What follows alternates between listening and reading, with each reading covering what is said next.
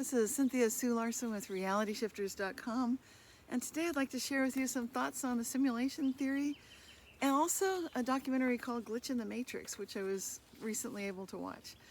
So first of all, I was really grateful to see in that documentary Glitch in the Matrix that came out in 2021 that they did mention one of the best sources to cite when talking about the Mandela effect and so forth, and that is Philip K. Dick, because he gave a talk in 1977 that was included, excerpts of that talk were included in the documentary, where Philip K. Dick was going a little bit off course from where people thought he might go with his usual discussion about fiction and his interests, to talk about the fact that sometimes some people might actually notice that there could be changes in what we remember, that things are not always the same, and that he would love to hear from, or he gave that indication that he's expecting more and more people would be experiencing this. So this is fascinating, from 1977 for someone to be talking about that, and also his expectation and hope that people would be able to present these ideas in the future. And little did he know that some of us were experiencing these what I've come to call reality shifts, which subsequently became known as Mandela effects on a personal scale. Those have been witnessed by lots of people, including myself and others, since the 1960s, the 1970s. So starting off with that excellent frame of reference from Philip K. Dick, the movie then delved into this idea of simulation. It rapidly dove in talking about non-player characters, NPCs, which is the concept that some people in our world, in our reality, are not fully present. We can sense that when we start doing lucid dreaming. You might notice that a lot of people are not quite as aware, not as sentient, not as conscious of the connection between mind and matter as some of us who have witnessed reality shifts can be.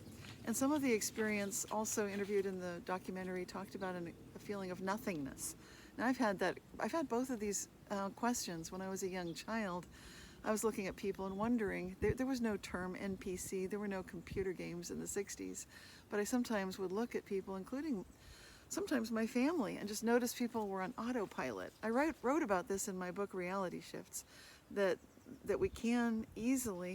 humans can easily succumb to a temptation and a way of living habitually where it is like we're on autopilot without giving very much thought, if any, to the free will that we have each and every day to choose how we're feeling, to choose how we're responding, to choose all of that. So that was my impression when I'm watching the documentary, that these people who have, and the nothingness, I've experienced that too.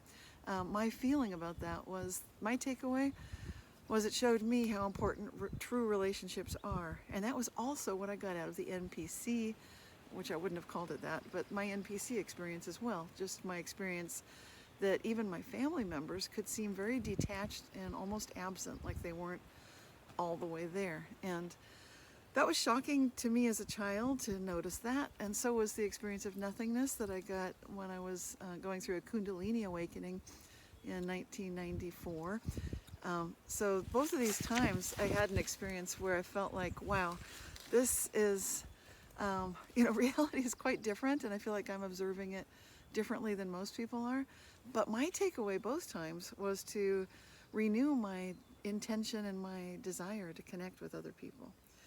The next idea that came up in the documentary had to do with generative adversarial networks, or what's known as GANs.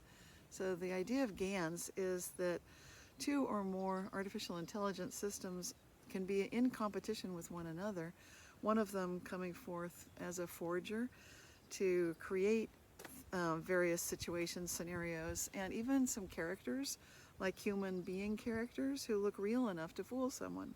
You can see this with some of the artificial intelligent AI pictures that are being generated of people that don't exist.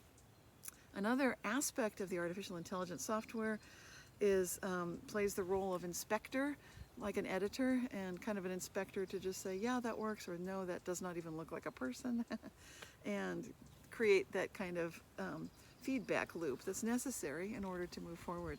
So with regard to GANs and the human purpose, because the idea that came forth in the documentary was that maybe humans are just here to improve an already existing simulation.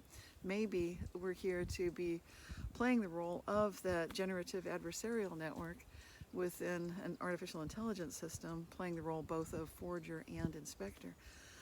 I would say that actually, while humans are capable of doing that, of course, we're capable of so much more. And again, I think those simplistic roles would be of very little long-term interest to those of us who are humans. I would tend to think that just like Alan Turing first proposed when he suggested that a Turing test of an AI system to see is it a person or is it an AI system, he was suggesting there should be a psi component, a telepathy component. So if you can sense that there's a real connection there with someone or something else, and it's quite genuine, that would be real. Okay, another topic that came up in this movie all about the simulation theory, this Glitch in the Matrix film, the documentary that came out in 2021 that I just watched, it brought up also the idea of Plato's Cave, suggesting, as it did so, that perhaps this was one of the earliest ideas about simulation theory.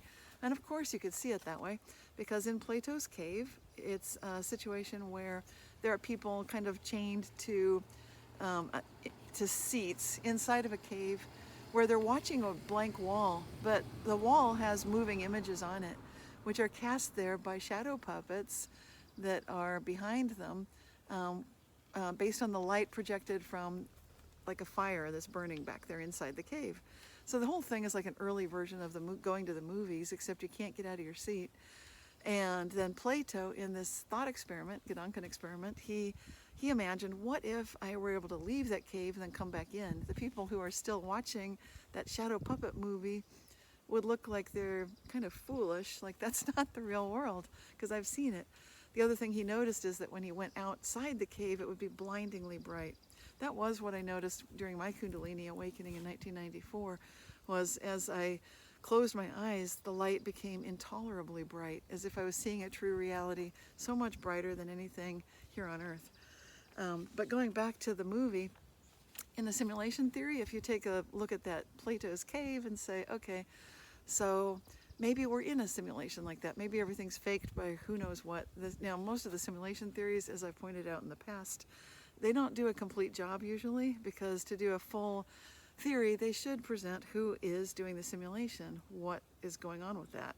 You know, it's a very complex answer to a question, kind of, it's just not a full explanation, really. And so what I like to do is take a look at the work of Dr. Hoffman, he's a visual expert, and he shows that all of our senses operate very much on they're not as direct to the sensory world as we might think. Like if I've got these leaves in front of me, I can see them, I can touch them, I can feel them, and so forth, but it's not, every single one of my senses is a lot more like the icons on our desktop screen than they are actually engaging with the real reality. Now this is kind of a huge concept to get across in a short video, and I don't think I can, but I did interview Dr. Donald Hoffman on my podcast, Living the Quantum Dream, where he does go into some detail about this, and it's well worth checking that out. But going back to Plato's Cave, even Plato was not the first to propose this idea of sort of like dream within a dream within a dream simulation. Proper credit, I believe, goes back to the indigenous peoples of the planet, including the Mayas civilization, and all of the indigenous native civilizations on Earth. As well as in India, they talk about dreaming this entire existence and a dream within a dream within a dream. These are very old ideas. And the movie itself even brings that question up in a way that one of the characters, Jesse Orion, points out, you're stuck in digital worlds that aren't going so well. And then when you get out of them, you're stuck in a reality that's not going so well either. And then he continues, you can't help but draw parallels. The grass is dead on both sides. It's like they're quick patching reality. Because just like in a glitchy game, real life is not going that well. In other words, he said people are broken. He said cosmologies are broken. And but I would counter that by saying that's not exactly, I can see that again. So I'll say yes, indeed, it's always possible to look at the glass as half full, to look at crises and problems and so forth.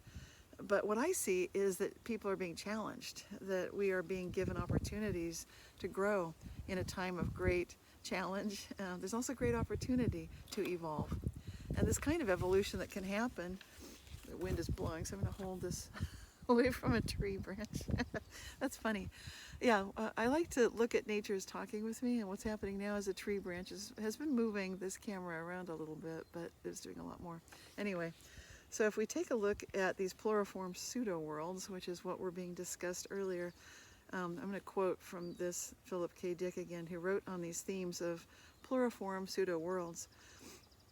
And basically, he was sensing the manifold of partially actualized realities remaining tangent to the actualized one, the one that the majority of us, by consensus gentium, agree on. I love how Philip K. Dick was so tuned in to the way that it seems that people can and often do experience simultaneous parallel realities. That is super cool. So he's really got a great idea there. And he indicates, oh, if he just went a little further, I wish he had, but so far I haven't yet seen that Philip K. Dick went there, but writing can change, books can change. So it would be fun to see if Philip K. Dick ever said that objective reality itself is in question. Instead, it seems like he's going back to the fact that we can expect that it's there. I'd say it's a conglomerate of subjective realities. It looks like that's much more the case than one pure, always in agreement, always objective in the sense that there is one true truth. There may be a true truth, but it's not the way that we've been measuring it with our physical senses to observe. And so to me, what's really going on is that this is a time of recognizing our reflection, if you will, recognizing that what we've been watching the whole time is shadows being cast by light that we are part of. And it's also shadows being cast by these puppets that we are working with. And while it's true that when we go outside this Platos Cave, or we wake up within a dream, within a dream, within a dream, within a dream, so forth, do we ever know that this is the final one? I don't know that our consciousness is set up so that we can know for sure that exact answer to that question, but we are being given a sense and an opportunity for what I would consider to be a divine awakening. And in this divine awakening, Philip K. Dick, I'm going to go back because he's mentioned quite a lot in the film Glitch in the Matrix. They mention his friend Tom Dish first suggested to Philip K. Dick that his experience back on February 3rd, 1974, that he was talking about in Metz, France in 77, he said it sounded to him like that experience was one of enthusiasmos by Elijah. And Philip K. Dick loved that idea because then it has that feeling of connecting with the divine. I would say this is really where it's at. Going back to the movie, the documentary Glitch in the Matrix, it points out there are fundamental metaphors that we have about reality, such as life is like a journey and waking up from a dream. And when we shift between these ontological realities, which we can do quite abruptly sometimes, then we notice, especially if we do this with intense emotion, that this is a very fundamental cognitive experience. And some would say this has been stitched into us. And this is something that you could say is almost wired into human consciousness to experience these many levels of awakening in order to discover, I would say, many levels of identity within ourselves, including some of the highest levels that we are capable of accessing when we adopt and invite ourselves to take that spiritual journey. This is why one of my favorite questions still is, how good can it get?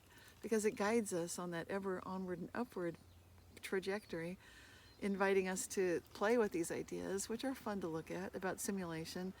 I love the idea of simulation, but to me, it's not the final base reality. It's not like, and there we are, simulation. No, it's more like what Dr. Donald Hoffman says in his books about vision and in his books about consciousness and in the podcast where I interviewed him, that really consciousness is fundamental, and we can witness for ourselves that we are never really touching the true reality, but we're touching like icons on a desktop, approximations, and that I would agree with. So until next time, this is Cynthia Sue Larson with RealityShifters.com, inviting you to keep asking, how good can it get? Thank you.